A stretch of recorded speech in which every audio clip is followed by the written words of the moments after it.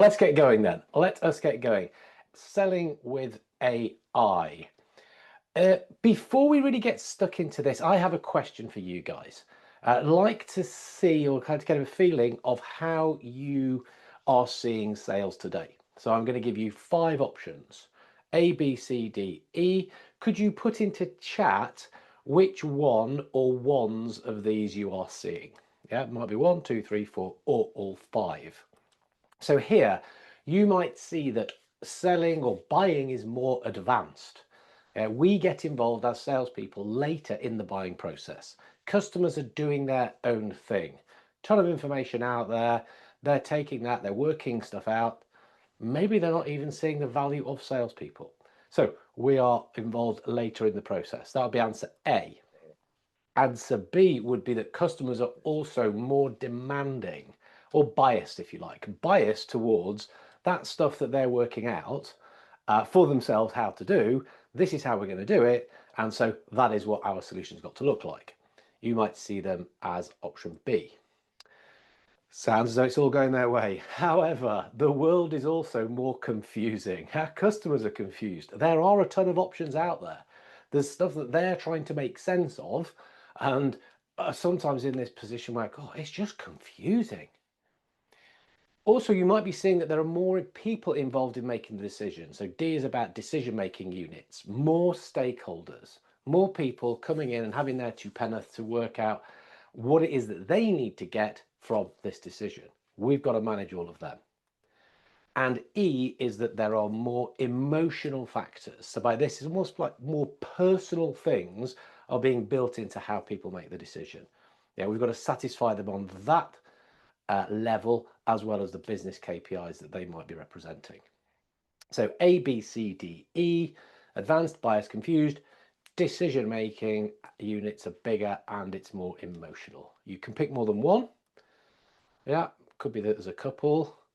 Alison has gone for the full house. I'm probably F and G. There's more things going on as well. Yeah. So we're seeing the emotional side kicking in. Yeah, all of them in some way, shape or form. Sometimes all of them with one particular sale. Sometimes a bit of a mix. I tend to see all of them working with the people I work with. I think, Tom, similar for you. Yeah? Yeah, definitely. Different stuff going on depending. But it's not a surprise if people do say all of them. So it's with this in mind that we are presenting what we're presenting. It's how we can do some of the things that we're going to suggest to try to deal with a lot of these issues, a lot of these challenges that we've got. Yeah. So there's a little thing on sales today. What is the aim of us today? What is the aim of us? What are we trying to achieve? We want to highlight some areas for wins for you. So we'll offer some guidance, some ideas, some advice. Yeah, if you have any questions, fire them into the chat as well. We'll try and pick up on those. There's 2 of us, so we'll be able to keep an eye. And hopefully we'll be answering those and more questions you might not realise that you had as we move on through. So 3 parts to this, 3-part play, if you like. We're going to start off by thinking about the mindset for working with AI. We're then going to touch on the tools, and then the biggest part is the application. Our ambition is that you can take this stuff away and start to use it straight away. That you're sending us DMs and emails by Friday saying, "Oh, I'm doing this. It's working." That will be a brilliant outcome for us. So yeah, if you put a little note in the chat about yourself. So if you put what's your role? Just put your job title, put the role, and put the industry that you work in. So I know that it is set up for engineers, this, but there's some people from other areas. Pop that in. We will keep an eye on that one. Whilst we do very quick introduction. Who the hell are we to talk about this? So I'm Fred Copestake. I am founder of Brindis, a sales training consultancy. Over the last 25 years, been around the world 14 times I calculated, worked in 38 different countries, trained over 10,000 salespeople, which is a real privilege, real honor to do that. It's also given me a lot of insight into the sort of things we need to do to be more effective in this world, which is moving fast, which has led me to now write 3 books. First one, Selling Through Partnering Skills, 2020, all about collaborative selling. You'll hear me refer back to that in a bit. But then through lockdown, once I'd watched all the Tiger King and everything else on Netflix and had to do more with my life, I wrote hybrid selling, and then most recently ethical selling, because we're seeing that this is really what customers are demanding. So ultimately, had to summarize me in a couple of lines. It's all about good people doing good things in a good way. Yeah, so good, competent people who are achieving their results because they've got a nice, solid process. Level 1. Level 2 is that they're inherently decent people that are trying to do things which have an impact on the world we live in because of the way they go about it. A decent way of going about it. So yeah, there's a little bit of me. Tom, over to you, sir. Hello, everybody. So I'm Tom Ridley. I am the founder of Amplify Consultancy, which is itself an AI consultancy dedicated to helping salespeople do more in their day-to-day. Not to replace salespeople, but to actually enhance and amplify them so that they can have better conversations with prospects and frankly get more out of their day-to-day. From a personal perspective, obviously, we're all salespeople here as I look in the chat, or at least the commercial angle, so make the money as well at the same time. The reason I stepped into this space was that I've had extensive experience in building go-to-market teams over the course of my career, whether that's being directly involved in the business itself or consulting back in on large-scale commercial change projects. And then in recent years, I've been working predominantly within technology. And before AI got sexy, I was working with a lot of technology that was already dealing with AI, and we were implementing that not just in the go-to-market strategy, but helping product teams build it into their proposition. So I feel like it gave me a head start as things have happened in recent years, and I wanted to make sure that the teams that I've worked with over the years are or feel as empowered as I do by this emergent technology. It's probably enough, Fred. It's I probably a good want to know about synopsis. these hobbies that you keep starting.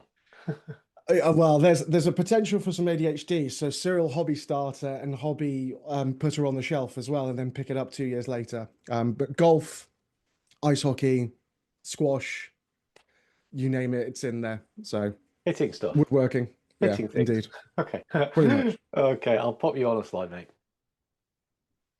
So just to give a bit more background in, as I said, it's about helping salespeople do more with their time. The statistics here come from some research that was done from HubSpot and Salesforce a couple of years ago. Frankly, they haven't shifted too much. 80% of our time is spent on doing non-value add activities. So largely administrative tasks, whether that's creating proposals or modifying Excel spreadsheets, things like that. Hopefully updating CRMs, but I know a lot of salespeople that struggle to do that, even though it is an administrative task in their remit. But what gets bundled into value adds, frankly, is conversations with prospects, actually doing the selling bit that we all know we need to do. And so the goal of my business is to take that and go, well, how can AI help do loads of this administrative stuff that we know it can do? And we get told that every day we log on to LinkedIn or any other platform and flip it so that it goes into the opposite direction. So how can we go to, Fred, if you just move on a slide, but how do we get to the point where we've flipped the pie chart around to push as much of our time to value add activities that ultimately we get more enjoyment from as salespeople or sales professionals and make more money? Brilliant, good stuff. So let's get stuck into what we talked about in the three parts. So part one is about the mindset. And so for me, mindset for successful selling is to think like a partner. That for me is what collaborative selling is all about, where we collaborate, we sit alongside, we work with our customers. That's what I wrote my first book all about, selling through partnering skills, where I'd come across these 6 elements of PQ, partnering intelligence. And I looked at them and thought, look, every sale can be using these and being performed better if we bring them in. So trust, having a win-win focus, being interdependent with the people we're working with. Yeah, transparency, being transparent in the way that we operate, having a future focus and being comfortable with change. These are things that if we bring them to the party and we use them to inform the way we operate, we'll do so much better. I could talk about that for the rest of the webinar.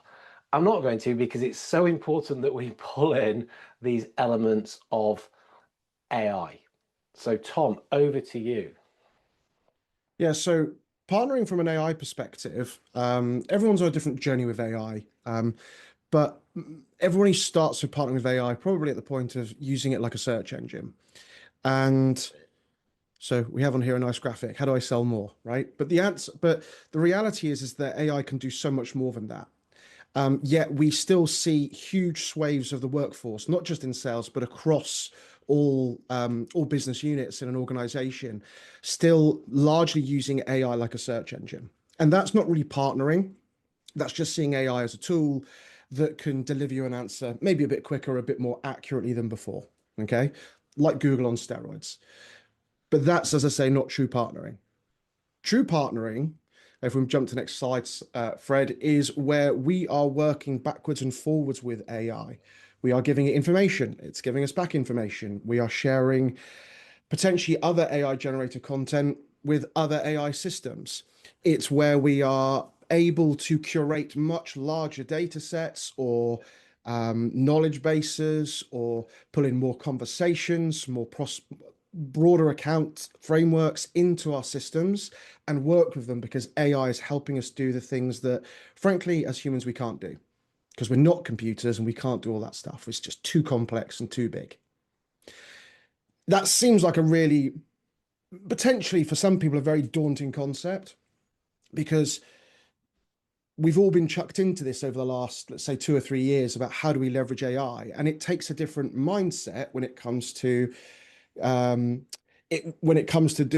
this partnering really going properly.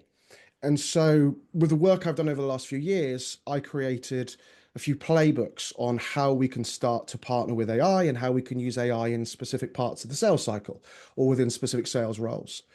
And the slide that Fred will pull up now will just show you just one of those playbooks or plays. And there are 5 in this one. And this is just about how we partner with AI. The reality is that most of you will be doing that right-hand side one, Intel. That's that searching piece we talk about. The level of proficiency for doing that will be variable within this group, and likely within your teams and within your colleagues.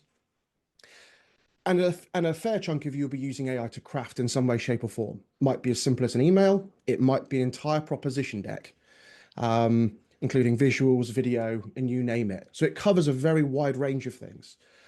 But most people aren't doing all 5 of these. They're not using AI to gain insight. Insight for me is different to Intel because Intel I'm treating as a search. Insight is how do I link all these disparate pieces of data together and see patterns and trends that I wouldn't see if I didn't have access to AI tools. Challenging is using AI to work out how I might improve my methodology, the way that I communicate, the way that I interact with my prospects and clients. And unsticking is how can I use, similar to insight in some ways, but coming at from the other perspective of instead of where are the opportunities and the linkages, it's more about how do I solve the problem that I have maybe within my sales cycle or with that specific prospect.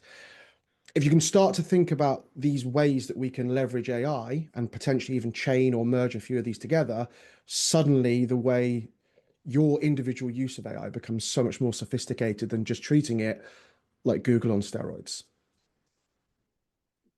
Cool. Do you need to take a little sip of your drink to keep your voice going because you are going to talk to I'm us straight about to the tools. tools next? Indeed. You do that because you're going to talk Cheers, us Rob. through all the tools that are available, are you not? I am, and I have just opened the window because I'm baking here for some reason, but I'll blame that on whatever I've got. So tools.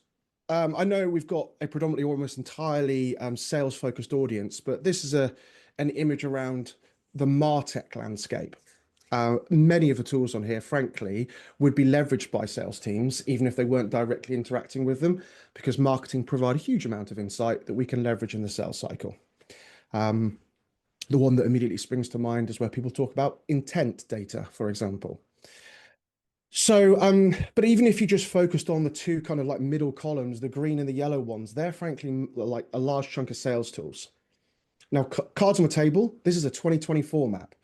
It could easily be double the size of this now in 2026 because of the rate at which we see technology entering the landscape. But the overall thing here is like, this is a load of technology. Do you need it all to be successful at selling?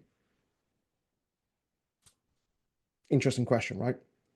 Next slide, please, Fred.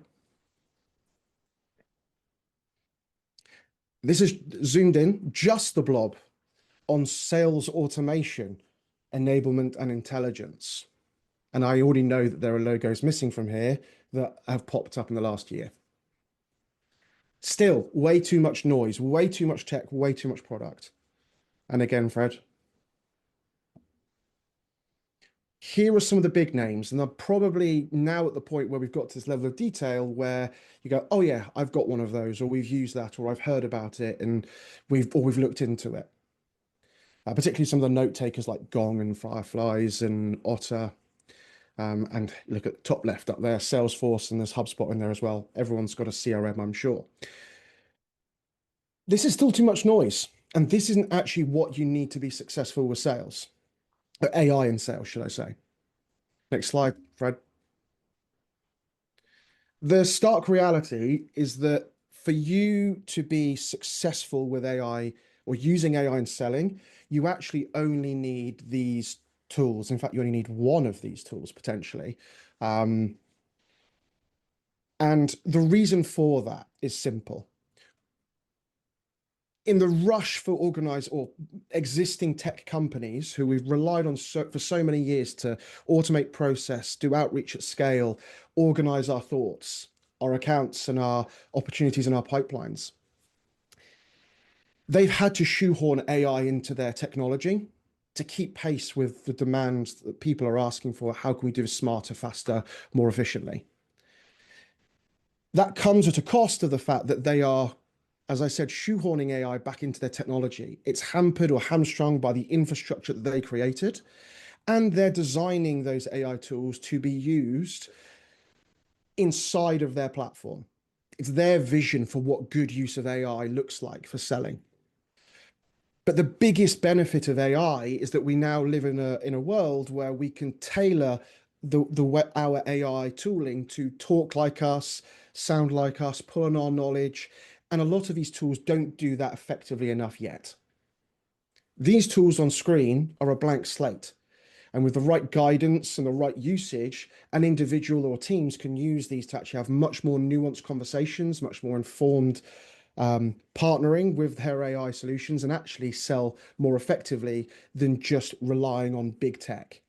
So the message here from me is, don't feel that if you don't have any one of those several thousand pieces of technology, or even if you don't have any on the previous screen I just showed, that is not a reason not to start leveraging AI in your sales activities right now. You just need a singular large language model like Claude, ChatGPT, or Gemini, and I can see people in the chat talking about those. You just need one of those to get started and actually go a long way into your AI sales enablement, whether it's as an individual or as a team. I have one caveat though, and it surprises me how often this is still the case where people don't have this one piece of tech. And Fred, if you jump to it, it's note takers. They are probably the singular most important AI tool outside of those large language models that you could have in your business. When they first came out, I remember there being a lot of questions about, will people want these to join calls? How will people feel about it? What about data privacy and protection?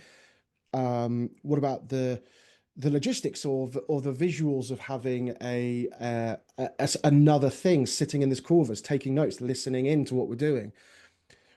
But frankly, those pushbacks or blockers, if you will, have largely been nullified by general sentiment that everyone's using them now. For the most part, there's a big shift of people using them, shall I say? And the value they bring to you is massive. As an individual salesperson, they allow you to stay present. They keep the conversation truthful. From a leadership perspective, they allow you to push that content into the CRM. They help you understand where value is being created or lost during the entire deal cycle. And one that I find hugely important is it's that constant record, so nothing gets lost. I've worked in industries where sales cycles can be 12 to 18 months long. And when you get to that length of time, you can't remember a conversation 9 months ago, but there may be insight or intelligence in that conversation that at the time didn't seem important, but now is hugely important. And writing or scribbling notes on a piece of paper won't have caught that, but the note taker will have done. So it's hugely important in all of these, and probably some more that I haven't even listed here. So if there's one takeaway, it's if you're not using note takers, use them and find ways to embed the intelligence that they create back into your workflows more effectively. Potentially the first aha moment there, or maybe second or third. Actually, you've already given us some great stuff there, Tom. Okay, so look, there's the background and the thinking of the mindset. Think of it like a partner with it. Get your head around doing that one, and don't worry about all of those tools. That we've got those basic LLMs that we could those LML that we could LLMs. work with. Yeah, they're not basic, are they? Is anything but? Not now, no. Well known is probably what I was looking for.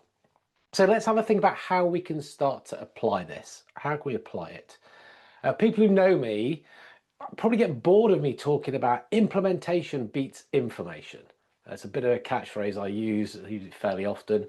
And so what we want to do here is I'm going to take how I would approach a training accelerator, so the kind of product that I sell, and break the stuff down that we can do into each of those modules. So the whole point of the way I work is that over 90 days, we can take things and we can start to use it and we can start to implement it straight away. And the reason I want to present it like that is so that you can use this recording to think about how you can take the stuff we're talking about, not get overwhelmed by it, and start to use it piece by piece. So if you follow this and say, right, okay, for 2 weeks, I'm going to focus on this bit, 2 weeks, this bit, 2 weeks, this bit, 2 weeks, this bit, over the course of those 90 days, you'll be using a lot of the stuff that we talk about. You might be able to do it faster, you might compress it, but we'll do this as a suggestion. So the first section, those first couple of weeks, it is to get used to partnering with the AI, play with it. If it's not something you're using that often, start getting involved with it and start thinking about how can you start to use it in sales? What parts are there that we could start to tap in to those partner plays that Tom talked about to make that better? In the book, Through Partnering Skills, I talk about the value framework: validate, align, leverage, underpin, evolve. These are the key elements of sales, which are essentially to have the right opportunities so that we can do the right research, have the right conversations to develop the right solution, to then deliver the right outcomes. Those right outcomes that we deliver for our customers would actually inform what the right opportunities are. So we have a think about how we can start to bring those things into play. Tom. So all of those points that you just made there, Fred, are essentially could touch in all of these areas. But the ones that I'm particularly interested in is where you talk about that the value framework that you have, and saying, how can we, against those 5 areas, can you just repeat them for me real quick, just so we've got those in our mind?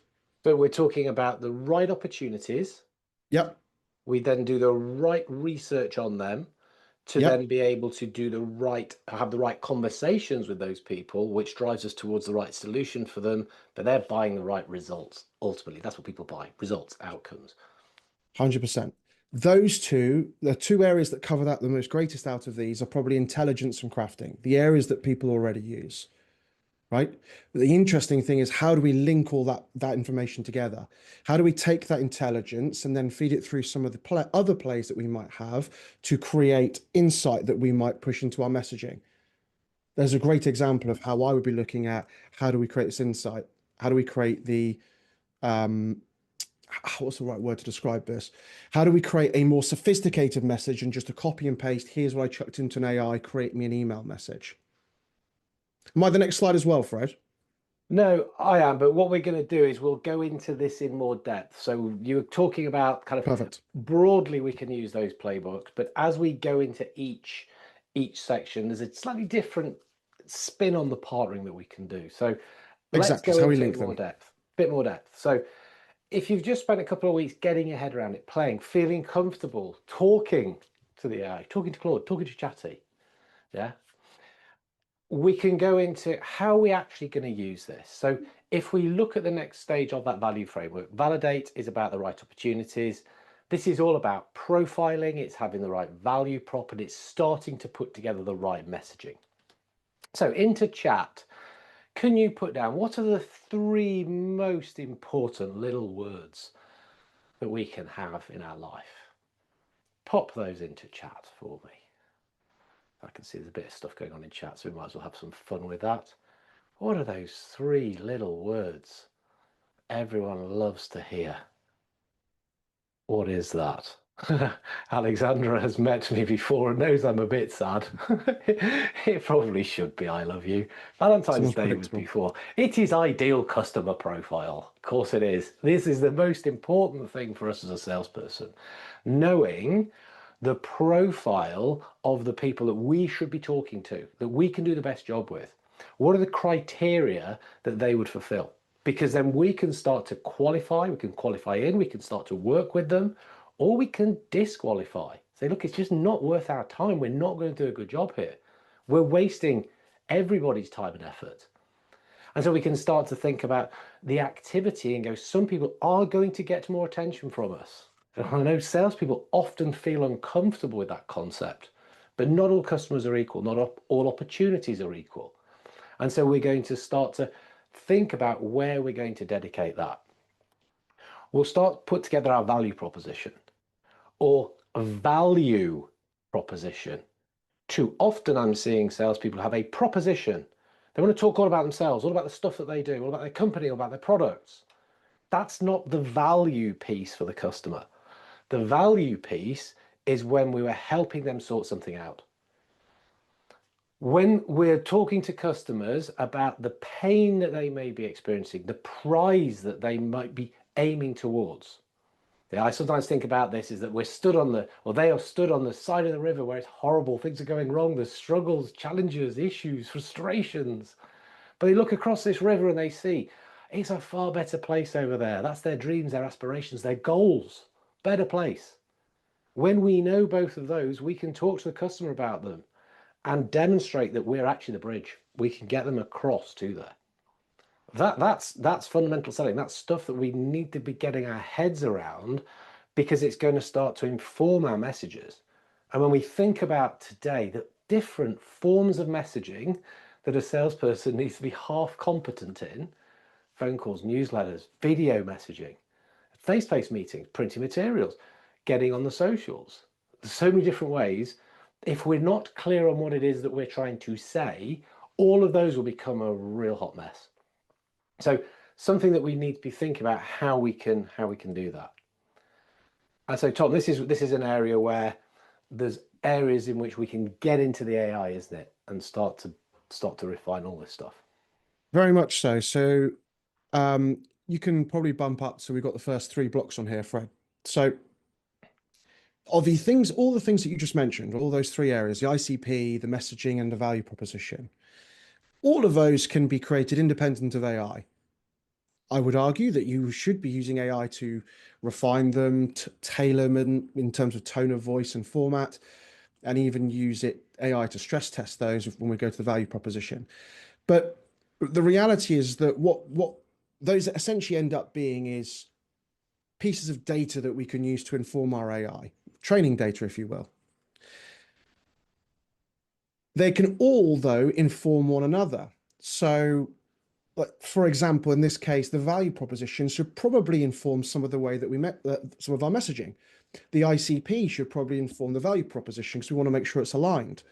And so there's this interdependency between these things that we're creating. They're not created in isolation. Now, we would do this naturally, but when we're working with AI, sometimes that gets forgotten. So these pieces of information just sit in isolation, siloed off, And then when we go to the AI to expect it to do a job, it doesn't do it quite how we thought, because guess what? We didn't give it the knowledge that we've got knocking about in our own head. So having these things defined, co-worked with AI or not, is a great place to start. Then what we do is that we'd say, well, how can I create a reusable tool that then allows me to push this content in? So is aware of my ICP, aware of my messaging, aware of my value proposition. This could be something as simple as a saved chat or a pinned or bookmarked chat that you have in your Chat GPT or Gemini, or it could be a custom GPT that's been given all of these things and the information that they contain. The important piece here, and the piece that I think often gets forgotten, is then giving it more context. So all those gray boxes up top, it's all about you and your view of the world, your view of your business, how you go to market. It's specific to your business. The prospect context is all about them. And that prospect context can be made up of a whole host of things. Could be research on that company, could be research on the prospect individually, directly by looking at their LinkedIn profile, or maybe they've been on a webinar or a podcast and made some comments, or they've written an article or something like that. But whatever context you have, whatever insight that you would want your AI to be aware of, you want to push in. And that means that every interaction you're having with this reusable tool becomes not just aware of you and how you sell and how your company sells, that's baked in now, but it's actually now specific to your prospect. We're creating personalized communications, or having conversations that are personalized to that specific prospect. And then what you end up with then is a tailored prospecting output, or at least a way of maybe morphing that message for this specific prospect to do things like replay their own language back at them so that the message resonates more. So that your value, it's looking for things of where your value proposition can align and doing it for you or doing it in partnership with you. Now, these are all things that we as salespeople would be doing naturally anyway. What matters here is that we're doing this at scale, and we're doing this at pace, and we're doing this more effectively. You know, by chance, I do not feel 100% today, right? I said that right at the start of the call, and we all get out of bed and don't feel 100% at times, or we drop a ball or something comes in, we go, oh, we still need to get that messaging out. We still need to send our 20 emails or do our 50 cold calls for the day. This is when this stuff can take over, or we can leverage this to keep making sure that we're effective and filling our pipeline and working our deals. But it's all based on the principle of the AI understands us and we're giving it the context around our prospect. And that's probably the biggest gap that I see people having today in use of AI, is they don't feed enough context from either of those two camps, us and them, into their systems. It's probably a gap in sales in general, Tom, and that people often feed Yeah, too much I of don't, yes. themselves in. But once we've learned how to do this, it's always not quite out of your hands, but it's happening. You can see the stuff, and it helps that penny drop so much faster. Just as a quick point, and just as something else that might be relevant as well, is going back to that point about all those tools that we had showed on screen, and we talked about CRMs and things like that. The challenge of those tools is they've got so much bad data in, it can be bad context you're feeding in. And that's one of the big reasons as to why I say to people, get used to using the language models directly, because then you know the quality of the data you're feeding in, the quality of the context you're giving is more accurate potentially than the data that exists in your CRM that we all know has out of date, erroneous, or not fully Invented. filled out data. Yeah, well, exactly. Yeah, we don't need to go into that too much, but we all know it happens. Because this is just kind of building foundations, isn't it? And if we think about what are we doing within the sales framework, the value framework, we're moving into a line. So a line is where we're starting to say, okay, I'm picking people that I'm going to do some work on. I'm really going to invest my time and effort. That's why I'm being selective, to start to do some things to go deeper, to understand them better, so I can have better quality conversations with them. So look at the kind of things I'll be talking about. This is your account plan. It's using change drivers. It's customer value. Yeah, plans are nothing. Planning is everything. First time I came across that, thought it was gobbledygook. Didn't know what it meant. But once I realized that it's the process of doing the thinking that starts to help you get to the point that you really understand what's going on, yeah, that's when the light bulb went on. So we might have an account plan. There's different ways in which we can build these. There's different elements that we can put in. Usually, what are we aiming to do with them? Give ourselves some direction. Decision-making unit. Who are the people involved? The SWOT analysis. Different perspectives we can do that from. Who would we be selling against? What is that then leading us to do? Now, if we're trying to deal at a more senior level earlier, which is something I certainly recommend, definitely in the engineering world, then we're thinking about the stuff that those more senior leaders are being impacted by. Change drivers, external factors, regulatory, economic, social, political, environmental, competitive, technological. How is that potentially impacting the person's business that you want to go and speak to? That's what they're going to prick their ears up and want to talk to you about.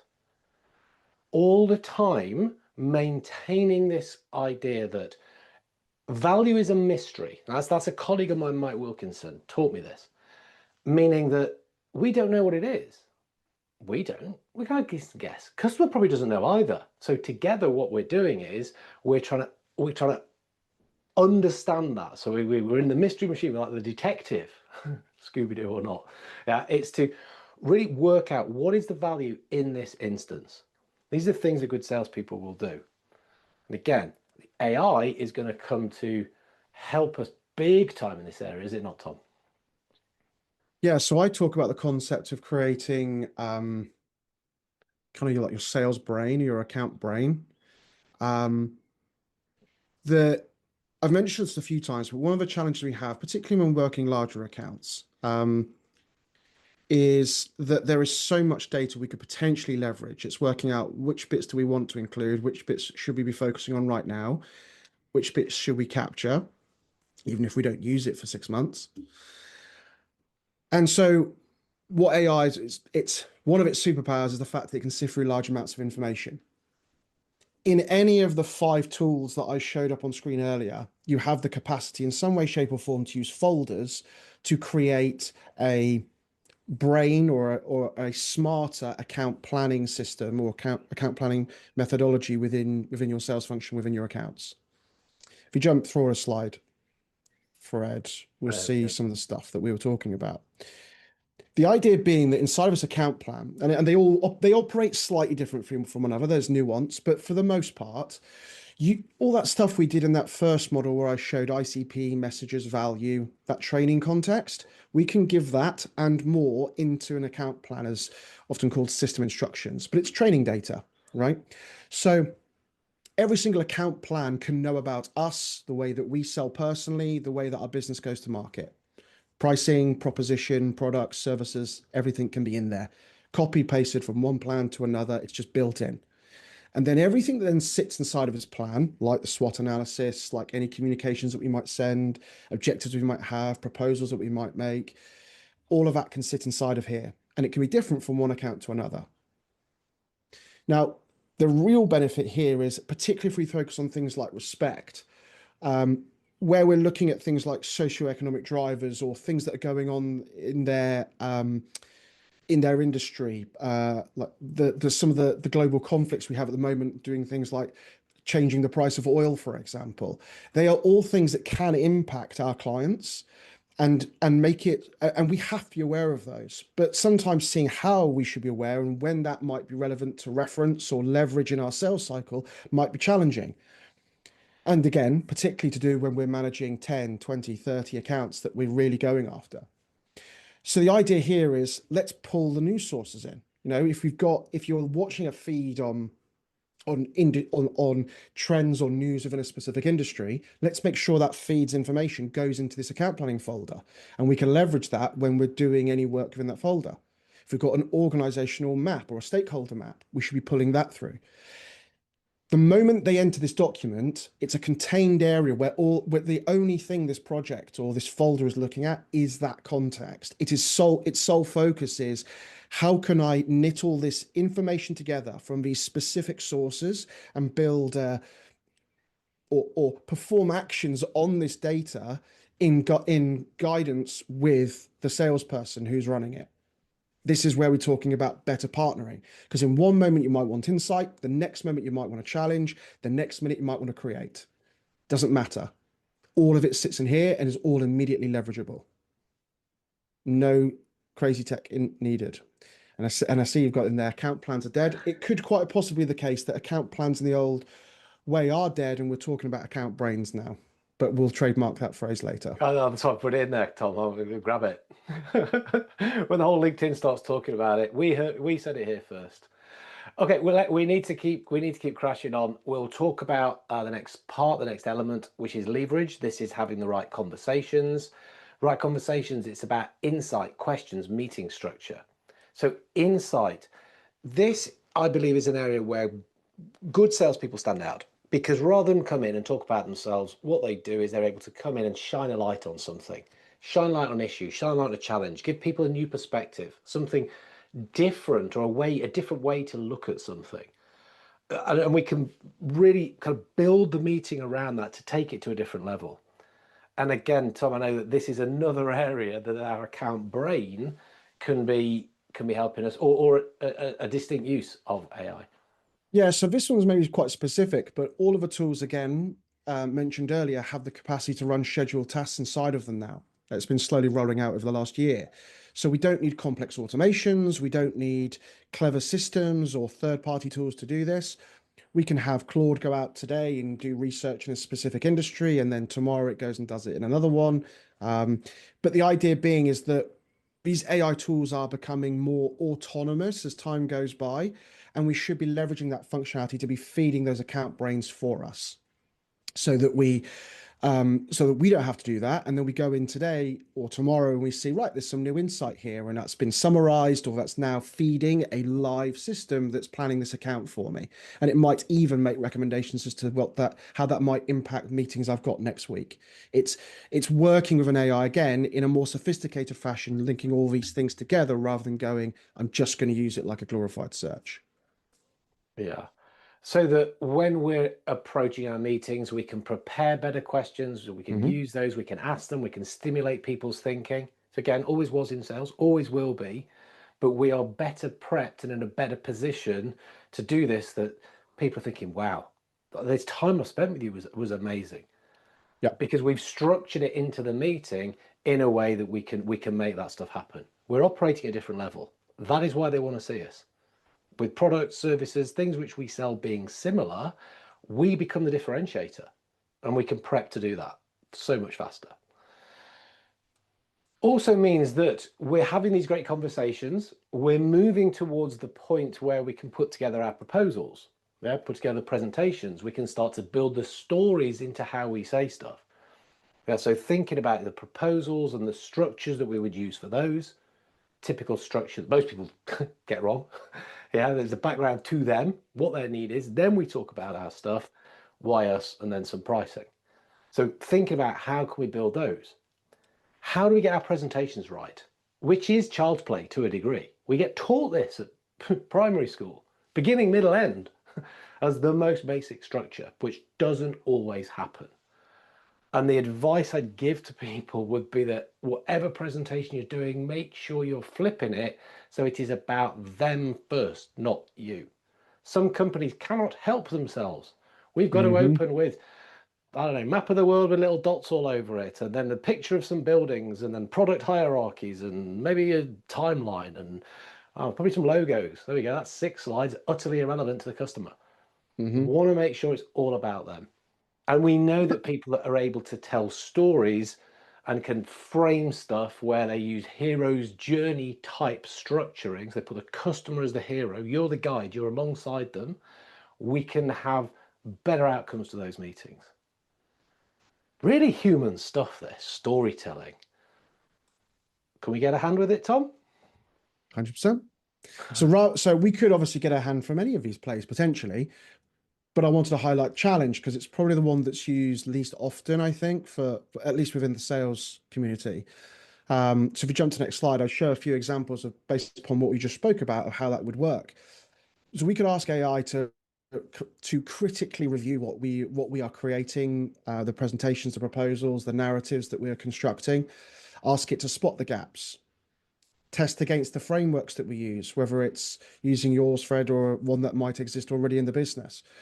Strengthening the narratives that we have going on. If we're leveraging metaphor as the way that we can enhance that and make that more concrete on the way through. And the one at the end there, which you just were so correct on, because it is a challenge for most companies, is checking for that self-centeredness. How do we make sure that we're not the focus and it is the prospect or the customer? And it's all there. It's and but rarely used by a salesperson in this way, because it's requiring them to take a step back, reflect on, could this be better? Which is that sometimes a challenge for salespeople. And then going, is there a way I can do this rapidly? And the answer is yes. I can ask AI to critique this after I've given it the context of what good looks like, what a measure of a success might be, what a good storyline might be, or the frameworks that you might want to use. But entirely doable. Checking for self-centeredness. I mean, and this is at kind of every stage of the sales process. So at the beginning, outreach stuff, me, we, I. No, what are the challenges the customer has? Mm-hmm. So fast, so fast. Um, and so yeah, when we come to the sort of the final part, which is about the right results, the evolve part of the value framework, outcomes. We sell outcomes. I've said this already. I have it on repeat, to be fair. And how we review, how we build relationships. Yeah, so are customers enjoying the outcomes that we've promised? Are they getting that? When we're reviewing stuff with them, is it a boring QBR? Call it business review. Hey, look, we've done a load of things that we said we would do. Yeah, okay. What do you expect me to do? Say well done. Are you getting value from this? A quarterly value review. And how we constantly building that relationship, doing things to keep in contact and to keep not just trying to be somebody's mate and just have stuff to say, but things where we're constantly bringing something to the party, so they're thinking, yeah, this is good whenever I see you. Apart from the results that I'm buying off you, it just gets better because you're turning up with stuff that's interesting. So again, account brain is back. Oops, I think you muted yourself there. Sorry, I have. I was Yeah. coughing and I forgot to unmute myself. No, but you're right, though. It is back to your account brain. It's about how do we help AI elevate us in the eyes of our prospect. And we do that by being able to rapidly surface insight, ask great questions, show them that we know them, is another phrase we always like hear about in sales, right? But it's doing all of that without the headache, without the 80% or some proportion of that 80% going into those activities, allowing us the time to focus on making those things sing when we get in front of a client. That's the difference here. Cool. Okay, so we are going at pace. There's so much stuff we could do. We sometimes kill people with kindness. But look, there's our value framework. There's the value framework. Yeah, 90 days. Well, I've given that just as a way of you chopping it down, but to map it onto a process that I use and I know that people are successful with without AI, and I just know they can be more successful with why we wanted to do this. So, has this been helpful? Has this been helpful? Can you put a yes or no into the chat? It'd be nice for us to get a bit of feedback at this stage. In fact, maybe I should ask a bit of a better coach's question. We're both coaches, aren't we? Yeah.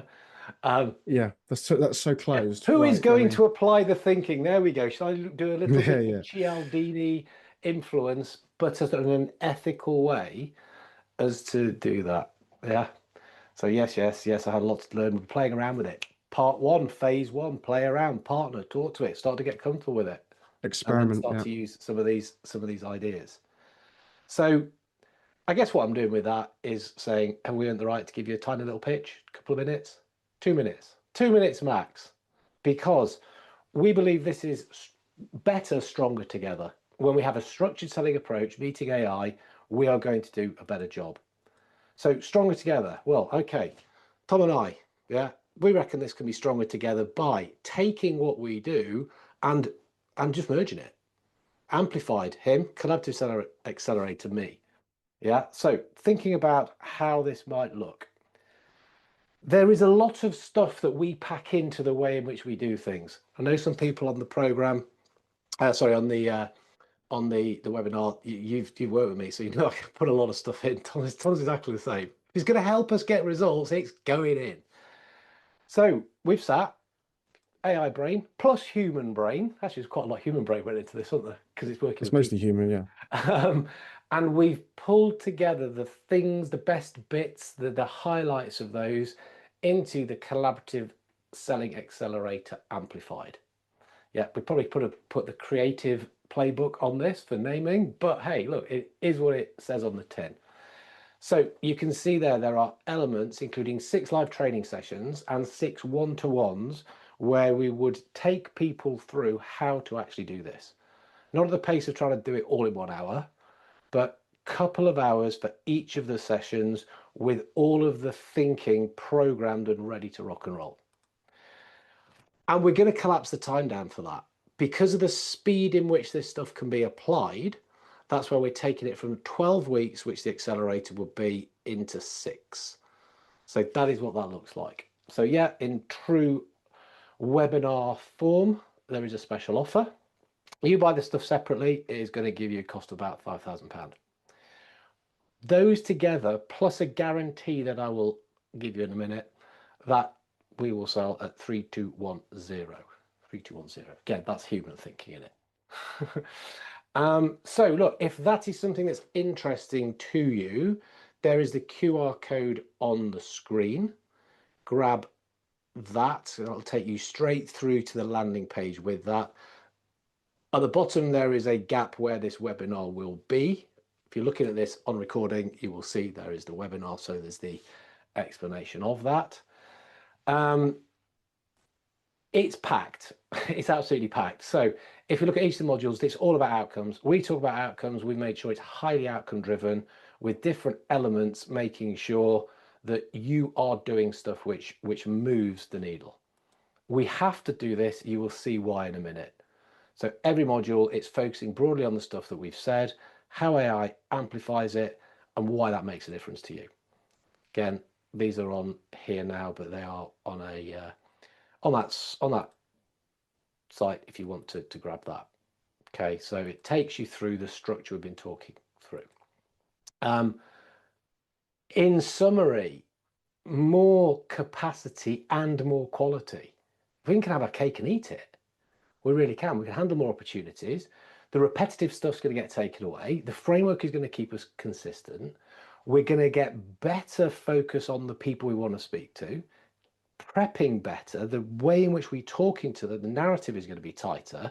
All our value is going to land more accurately. When I say we have to deliver on this, it's because we're going to guarantee it as well. We're going to guarantee it. There's a commitment to results on here. Yeah. If you're doing the stuff and you're not getting those results that we're predicting, we'll refund your investment. Now, we don't really want to do that. So actually what we're going to do is make sure that we will keep you on track. Well, nobody gets lost along here. Yeah. If you're stuck, we will do what it takes to do that. So yeah, it's a risk-free way of getting involved and getting all this stuff in place. So yeah, this for us, it's all about having a steep learning curve. Yeah, sometimes said as, oh, it's a bit of a steep learning curve. That's great, isn't it? Get more out of it faster and smoother. That's what we want. Yeah, and that's what we're here to help you with. So if there are any questions, appreciate we've filled the hour. Yeah, you can see we like to pack in the value. If there are any questions, pop those into chat. We will send out this recording. The recording will be within that page, so you'll get that. But if there are any questions, we are able to answer those. Or 2 o'clock is a very common meeting time, isn't it? Yeah, you wouldn't have to be worried about it and rushing into it if you got the AI brain telling you, well, this is the stuff that you're going to chat about. That's it. It's done the prep, right? Done the prep. Awesome. Okay, in that case, let's close this down. Thank you, Tom, for braving your way through this. Yeah, we didn't hear any coughing and spluttering. I muted myself well. I was on Did point fine, there. sir. You did fine. We will send this to you. Hopefully, close the play. Thank you for spending some time with us. We look forward to hearing how you've implemented it. Tell us some of the little things that you've applied and the effect that's had. Yeah, really very very cool to get some of that. So guys, thank you very much. Thank you, everybody. Hopefully speak to some of you in the future. Cheers. Cheers, everyone.